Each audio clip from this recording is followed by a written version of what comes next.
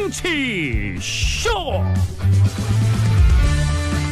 안녕하세요. 시대의 양심 마성의 중독성 대체 불가 정봉주의 정치쇼 정봉주입니다. 지금 이 시간 여러분이 가장 많이 찾아본 실시간 검색어는요, 발리 여행객 정부 투입 전세기로 266명 귀국했습니다. 전국 영하권 추이에 들어갔고요. 3분기 성장률 1.5. 어허, 큰일이네요. 2% 선이 무너지게 되면 체감률 바닥인데요. 문재인 대통령 트럼프와 이틀 연속 통화. 북한 미사일 재진입 기술 핵탄두 소형화 불분명하다. 자, 이 중에 봉도사 뽑은 실시간 검색어는 3분기 성장률 1.5%입니다. 온 국민 손잡고 경제 성장률 매진. 자, SG 워너비와 브라운 아이드 걸스가 함께 부른 Must Have Love. 우리 사랑해. 정봉주의 정치쇼 1부 순서 들어가겠습니다. 1부 뉴스 브리핑 정상근 기자 자리하셨습니다. 네, 안녕하십니까. 미디어 오늘 정상근 기자입니다. 미디어 어제. 네, 오늘. 네. 왜 오늘만 있을까? 네. 어제도 있었는데 어제는 안 왔죠? 어제 왔나요? 어제요? 저요? 네. 저 어제 왔죠. 어제 왔나요? 네. 하호영 기자가 땜빵으로 돌렸구나. 네, 그랬죠. 네. 3일 연속 지금 나오고 있습니다. 어떻게 알아요? 하호영 기자 땜빵으로 돌린 거? 원래 화요일하고 목요일은 하호영 기자께서 하시는 거 아닌가요? 네. 근데 없으니까 이건 뭔가 변동이 있을 것이다. 뭐 일이 있으신가 보다 했죠. 네. 그런 촉도 있어요? 아니요, 그냥 안 나오던 날에 나오라고 하니까요. 네. 자, 첫 번째 뉴스. 네, 한국은행이 기준금리를 0.25%포인트 인상했습니다. 네, 드디어. 네, 드디어 했죠. 그 2016년 6월에 한국은행이 기준금리를 1.25%로 낮추면서 이 사상 최저금리 시대를 열었거든요. 네, 1년 5개월 만에 소폭이지만 다시 1.5%로 금리를 높였습니다. 0.25 소폭 아니에요. 소폭 아닌가요? 예, 기준금리면요, 시장 반영금리는 0.5에서 1이 돼요. 그렇죠. 시장에서는 더 거기서 더 치긴 하는데 어쨌건 일전에 2011년 6월 정도부터 이제 그때 한번 금리를 올리고 6년 5개월 만에 5개월 만에 다시 금리를 올린 겁니다. 예. 말씀하신 대로 이제 기준금리가 올라가면은 시중은행의 금리가 올라가가지고 대출이 많으신 분들은 크게 우려를 하실 수도 있는데 이미 지난달에 좀 시그널이 나왔잖아요. 그러니까 한국은행이 아마 기준금리를 인상할 것이다. 그러면서 시장 반영은 다 됐죠 이미. 네, 이미 시장에서는 시중은행들은 이미 다 금리를 높아진 상황이라고 합니다. 그래서 폭탄이 쏟아진다 이런 보도들이 나오고 있는데 금리 그렇게 폭탄. 네, 그렇게는 볼 수 없을 것 같고요. 어쨌든 이번 금리 인상 배경에는 그 역대 최대 가계부채가 영향을 미쳤을 것으로 보이고 있습니다. 지난 10월에 이미 한국의 국내 총생산 대비 가계부채 비율이 95.8%를 기록을 해서 아시아 최악으로 올라섰던 바가 있었는데요. 여기에 미국이 금리를 한 차례 올리고 곧 또 한 번 올릴 것으로 예상이 되는 만큼 투자금을 묶어야 되는 입장에서도 금리 인상이 불가피했을 것이다. 이런 분석도 있고, 그리고 요새 경제 성장률이 비교적 좋아서 시장에 충분히 돈이 돌고 있다, 이런 자신감도 있는 것 같습니다. 예, 우리가 처음에 아까 그 검색 실시간 검색어에서 3분기 성장률이 1.5인데 제가 최악이네요 이런 데 실수했거든요. 뭐냐면 저는 1년 성장률로 봤어요. 분기 성장률인데. 예, 분기 성장률은 지금 몇 개월 만이죠? 1년 만인가요? 지금 최고거든요. 그렇죠. 분기 1.5면은 상당히 높은. 상당히 높죠. 그게 이제 다 합해졌고 연금리가 나오는 거니까. 그렇죠. 예, 그런데 7년 만에 최고예요. 1.5%는. 네. 그럼 이제 요게 체감으로 오는 거 얼마쯤 되는 줄 아시죠? 1.5로 딱 올라간 분기. 국민들에게 딱 체감으로 느껴지는 거. 그거는 잘 모르겠는데요. 1년 2개월에서 1년 6개월. 쯤 되면 선행지수의 일종의. 올라가면은 1년 2개월에서 6개월 뒤에. 그렇죠. 이런 거예요. 오늘 그 정상근 기자가 일자리가 막 좋아져. 좋은 직장이 딱 생겨. 그럼 급여는 언제 나와요? 급여는 한 달 뒤에 나오죠. 그렇지, 한 달 뒤에. 그 한 달이 국가 전체는 1년 반쯤 되는 거죠. 그러면 1년 반 정도 뒤에 제 월급이 좀 오르겠네요. 안 웃겨요. 네, 다음 소식으로 넘어가겠습니다. 의문의 1패. 다음 소식 넘어갈까요? 넘어가세요. 네, 그 문재인 대통령과 트럼프 미국 대통령이 연 이틀 북한 미사일 발사 문제로 이와 관련해서 통화를 했습니다. 그 두 정상은 30일 밤 10시부터 1시간 동안 통화를 했다고 하는데요. 언론은 이번 화성 15형 발사가 그 위험 수준에 이른 것. 예. 이란 공감대와 함께 그 강력한 대북 제재 압박을 이어나가야 한다라는 예. 기조에도 두 정상이 공감했다라고 그렇죠. 지금 보도했습니다. 그거밖에 없으니까요. 그렇죠. 그거밖에 없는데 근데 다만 문재인 대통령이 이번 통화에서 이 미사일이 가장 진전된 것이면 분명하지만 이제 재진입이나 종말 유도 단계 기술, 종말 단계 유도 기술, 그리고 핵탄두 소형화 기술 이런 기술들의 확보 여부가 불분명하다 이렇게 얘기를 했다고 합니다. 예. 그러니까 아직 ICBM이 완성된 것은 아니다 그렇게 볼 수는 없다라는 건데 그 청와대 관계자는 이에 대해서 트럼프 대통령이 별다른 이견을 드러내지 않았다 네, 이렇게 밝혔습니다. 예. 미국은 이와 함께 각종 제재 방안을 고심 중인 것으로 보이고 있는데요. 예. 가장 눈에 띄는 것은 어제 SBS가 보도했던 해상 봉쇄 방안입니다. 아하. 네. 그 미국 태평양 사령부가 그 한국과 일본이 공조를 통해서 그 북한 해상을 봉쇄를 하고 고사를 시키자는 그런 작전인데요. 아하. 근데 이 안이 주목되는 이유는 그 지금까지 미국이 해상 봉쇄를 가한 것이 그 냉전 시절에 쿠바를 한번 가했었고요. 그렇죠. 그 다음에 그 베트남과 이라크를 가했었는데 예. 이때는 전쟁이 일어났었죠. 그 베트남 전쟁, 이라크 전쟁 이때 예. 일어났었습니다. 그 이라크의 경우에는 해상 봉쇄 후에 전쟁이 시작됐기 때문에 좀 관심이 좀 모아질 수밖에 없고요. 예. 문제는 이걸 북한은 물론 중국하고 러시아가 곱게 볼 리가 없다라는 건데요.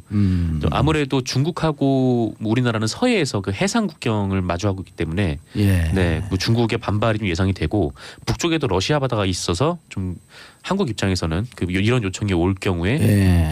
잘 조정을 해야 될 것 같다. 낮은 선봉 네. 사이에 러시아가 또 임대해서 부동항을 네. 쓰고 있는 게 있거든요. 아 그래요. 네. 예, 그렇게 되면 러시아 선박은 나가고 북한 선박은 잡고 그런 이런 좀 복잡한 문제가 생기는데 어쨌든 좀 강력한 봉쇄. 네. 얘는 양국이 합의했다. 그렇죠. 예. 합의를 한 건 아니고 그러니까 그 제안했다. 제안을 했다는 예. 거죠. 미국 측에서 제안을 했다는 겁니다. 미국 측에서 제안을 했고요. 네. 그리고 아까 재진입 기술, 핵탄두 소형화, 유도 기술 이 세 가지는 우리 언론이 좀 그 신경을 좀 바짝 썼으면 좋겠는데 네. 미국 언론은 객관적으로 평가를 해요. 예를 들어 재진입 기술 성공했으면 성공했다. 네. 그런데 우리 언론은 자신들의 희망사항을 기사로 써요. 객관적 근거 없이. 그래서 현재 북한의 핵이 위험하다라고 하는 것에 대해서 일단 객관적으로 정확하게 보도를 하고 네. 그거에 따라서 그다음에 어떻게 대응할 것이냐 이런 그렇죠. 얘기를 해야죠. 근데 우리 언론 보면 들쭉날쭉해요. 특히 이제 북한 보도에 대해서는 굉장히 그 사실관계에 기반하지 않는 경우도 굉장히 많고, 그렇죠. 네, 예. 공포를 조장하는 분위기도 굉장히 예. 많은데 이런 거 있죠. 시 희망일보, 제 희망일보, 디 희망일보. 네. 북한 상황에 대해서 이러이러한 희망이 팩트인 것처럼 보도하고 있습니다. 네, 예전에 뭐 그 고위 관계자를 뭐 처형했다 이런 보도가 나왔는데 조선중앙TV에 그 이후에 떡하니 나온 장면들도 그렇죠. 있었고, 네, 북한 문제 전문가들이 이런 얘기를 해요. 75년, 76년도에 곧 북한이 멸망한다. 네. 라고 예측했던 사람들은 다 돌아가셨다. 근데 북한은 건재하다. 그렇죠. 아직까지 예. 뭐 있는 거긴 하니까요. 네. 그래서 그런 것을 좀 객관적으로 팩트를 잘 보도하고 그거에 따른 대응을 세우는 게 맞다. 네, 북한이 좀 취재가 잘 안 되기는 당연히 잘 안 되겠지만 미국 언론들은 취재가 되잖아요. 네, 뭐 서방 어쨌건 언론. 네, 하여튼 뭐 이게 공포와 관련된 부분이라 그 서민들은 공포로 느낄 수가 있는 예. 부분이기 때문에 네, 좀 신중해야 될 것 같은. 네. 요즘 북한 상황 어떻게 취재하는지 모르죠. 네, 요새요. 예. 네, 어떻게 취재를 하나요? 북한에 있는 그 외신 그 특파원들, 네. 대사관 직원들 SNS 상에다 계속 사진을 올려요. 네. 그걸 근거로 해서 나머지 서방에서 취재를 합니다. 예. 그 사람들이 SNS를 올리면 계속 올리면. 네. 서방 기자들은 SNS 사용하기 허락을 했으니까. 네, 그렇군요. 알겠습니다. 다음 뉴스. 네, 그 원세훈 전 국정원장의 국정원 특수활동비 사적 유용 의혹이 불거졌었는데요. 예. 그 원세훈 전 원장의 아내가 호화 관절을 꾸미는데 이 특수활동비를 사용했다 이런 예. 보도가 나왔습니다. 예. 그 서울중앙지검은 2010년 국정원이 서울 강남구 도곡동 인스토피아 빌딩 최상층을 이제 주거 공간으로 예. 주거 형태로 리모델링한 정황을 발견을 하고 수사 중인데요. 이른바 이제 펜트하우스를 만든 거죠. 그렇죠. 어허. 총 여기에 그 10억 원이 들었다고 합니다. 리모델링 인테리어 비용만. 네네. 국정원이 웬 리모델링이냐 하실 분들이 계실 텐데 예. 그 원세훈 전 원장의 지시가 있었다고 하고요. 그 지시에 따라서 그 해외 공작비를 들여서 인테리어를 했고 이 공사는 그 원세훈 전 원장의 부인인 그 이모 씨의 취향에 따라서 이루어졌다고 합니다. 네, 부인이 인테리어 사업을 하시나요?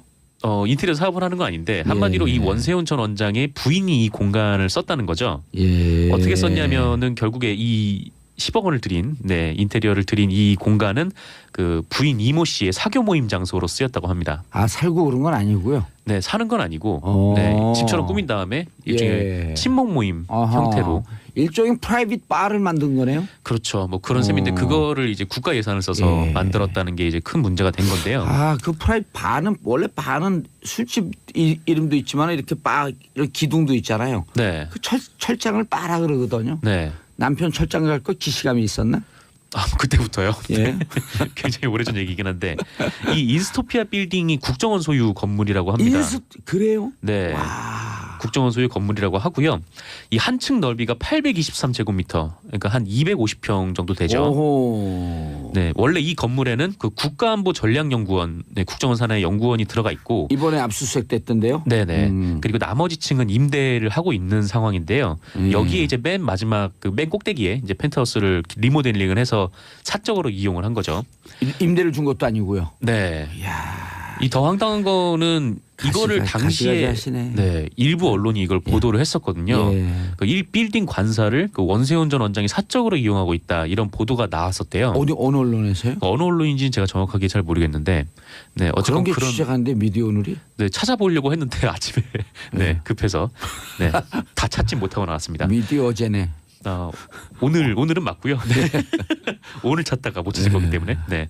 어쨌건 이거를 어떤 언론이 지적을 하니까 부랴부랴 철거공사를 시작을 했다고 합니다. 예, 철거공사에 그 정도면 한 5천만 원에서 1억, 한 5%, 10%쯤 들거든요. 네, 근데 그것도 이제 국정원 예산으로 그렇죠. 한 것으로. 그것도 역시 유용한 거죠. 네. 자기들이 쓸 공간을 국민 세금으로 만들었다가 그게 걸릴 것 같으니까 또 국민 세금을 들여서 그거를 철거하는 이제 총극이죠. 이럴 때는 이제 법정에서 형을 때릴 때 10년 플러스 부가세 별도 11년. 네, VAT. 네. 어쨌든 그런 거 이게 횡령으로 볼 수 있는 횡령이죠. 네, 혐의죠. 국고 손실 및 횡령. 그렇습니다. 예, 10년 이상 무기징역. 네. 그 한편 그 TV조선에 따르면 그 원세훈 전 원장의 부인은 지난 8월에 그 원세훈 전 원장이 선거 개입 혐의로 그 징역 4년을 받고 바로 법정에서 구속이 된 적이 있었잖아요. 그때 구속이 되자 그 이명박 전 대통령을 찾아갔다고. 살려주세요. 그렇죠. 이제 가서 그 이명박 전 대통령한테 남편이 이렇게 들어갔으니까 좀 관심을 갖고 대책을 마련해 달라 이렇게 얘기를 했답니다. 근데 이 대책 마련 요구에 대해서 그 이명박 대통령은 아무 말도 안 하다가 그냥 이렇게 말씀하셨다고 하는데 아들이랑 함께 살면서 마음을 굳건히 가지시라. 네. 근데 뭐 들어가도 어쩔 수 없다라는 뉘앙스로밖에 읽힐 수 없을 것 같아요. 그때 법정에서 4년형을 받을 때요. 기자들이 취재를 했더니 부인이 손을 부들부들 떨면서 분노에 떨었다. 그래서 제가 한 방송 우리 여기 SBS 정치쇼에서 얘기한 것 같은데 곧 원세훈 전 원장은 다 불 것이다. 왜?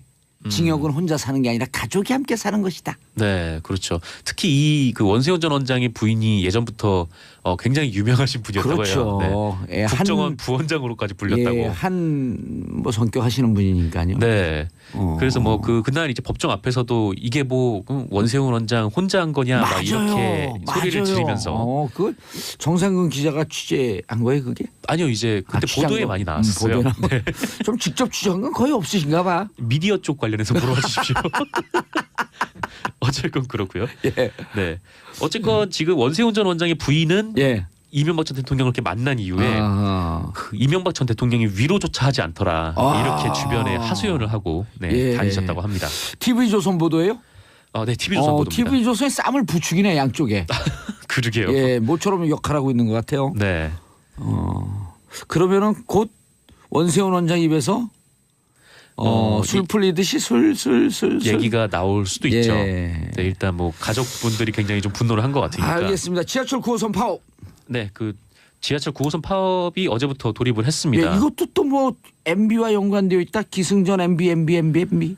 이게 그 지하철 9호선 같은 경우에는 그 다른 1호선에서 8호선은 일종의 이제 세금으로 지어졌는데 이제 공공 서비스를 위한 거니까. 근데 이게 BTL. 민자가 들어온 네, 거죠. 민자가 예. 들어왔어요. 그래서 이거 운영을 처음에는 맥커리에서 했었어요. 네. 예. 호주의 그 투자 회사죠. 예. 네. 거기서 담당을 하다가 이시영 아들이 그 아들 이시영이 맥커리에서 근무하지 않았었나요? 네, 맥커리에서도 근무했고. 예, 맥커리 한국 지사장. 네, 어디 타이어 회사 한국 타이어인가? 예, 한국 네, 타이어. 거기서도 사돈. 근무를 했었고. 예. 네. 지금은 이제 다스에서 조보면 회장. 예. 네, 그렇게 근무를 하는데 어쨌건 이 9호선이 민자로 지어져 가지고 예. 이게 서울 강서 지역부터 강남까지 연결되는 노선인데 굉장히 사람이 많거든요. 그래서 거의 뭐 염창이나 가양역에서는 출퇴근길에 한 번에 지하철에 올라타지도 못할 정도로 사람이 많아요. 예. 근데 문제는 배차 간격이 길고 네, 차량이 작아요. 그러니까 내량밖에 안 돼요. 네, 그렇기 때문에 이게 민자니까 최소한의 비용을 들여서 최대한의 그 인력을 수송을 해야 되니까. 근데 그 빨대를 대고 힘있게 쫙쫙 빨아먹고 있는 중이었네. 그렇죠. 예. 이 또 최소한의 비용을 하려면 가장 많이 하는 거는 노동자들에 대한 비용을 아끼는 거잖아요. 그래가지고 복지는 네, 복지가 많이 떨어지죠. 복지는 최하. 그렇죠. 이 기관사 인력을 딱 비교를 해보면 1호선에서 8호선까지랑 비교를 하면 그 인력은 68% 수준, 휴게 시간은 반 정도밖에 안 된다고 합니다.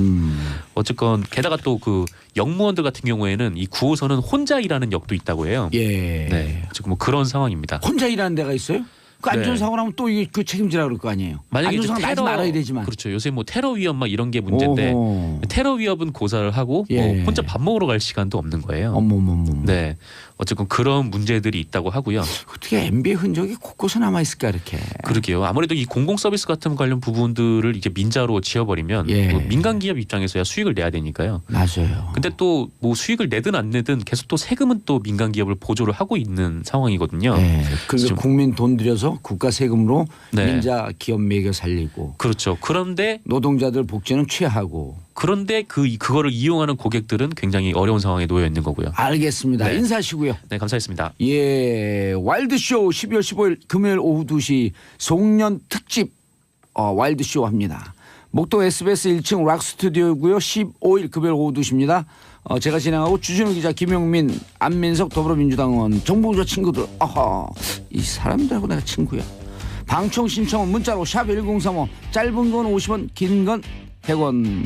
자, 간단한 신청 이유와 함께 문자 보내주시면 당첨된 분들에게 개별 연락드리겠습니다. 정상근 기자님 수고하셨고요. 예, 저는 광고 듣고 2부 여의도 UFC로 돌아옵니다. 채널